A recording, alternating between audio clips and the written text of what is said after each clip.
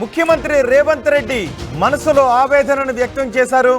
తనకు చాలా అసంతృప్తిగా ఉంది అని ముఖ్యమంత్రి రేవంత్ రెడ్డి అన్నారు. సీఎంగా తాను చెప్పింది నడవడం లేదు అని రేవంత్ రెడ్డి అసహనాన్ని వ్యక్తం చేశారు.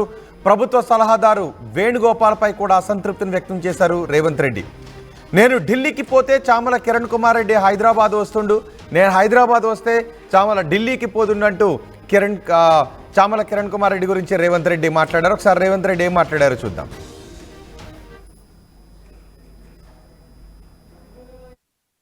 చాలా మందికి బాధ ఉండొచ్చు, కోపం ఉండొచ్చు, దుఃఖం ఉండొచ్చు, ఆలస్యమైంది ఉంటాయి మన హ్యూమన్ బీయింగ్స్. నాకు కూడా అసంతృప్తి ఉంటుంది ముఖ్యమంత్రి అయినాకు కూడా. నేను చెప్పింది చెప్పినట్టు నడుస్తలేదనో, పొద్దుగాళ్ళు అడిగితే వేనన్న సాయంత్రం వస్తున్నాను, లేకపోతే చామల కిరణ్ రెడ్డి ఢిల్లీకి పోతే హైదరాబాద్ వచ్చినా, హైదరాబాద్ వస్తే ఢిల్లీకి పోయినాను. ఇట్లాంటివన్నీ ప్రాక్టికల్ ప్రాబ్లమ్స్ ఉంటాయి. ఇవి పెద్ద సమస్యలు కావు. ఇది కాదు సమస్య. మనం ప్రజలకు ఇచ్చిన మాట నిలబెట్టుకోవడం, రాహుల్ గాంధీ గారిని దేశానికి ప్రధానమంత్రి చేయడమే మన ప్రధానమైన ఎజెండా కింద ముందుకు వెళ్ళాలని తెలియజేస్తూ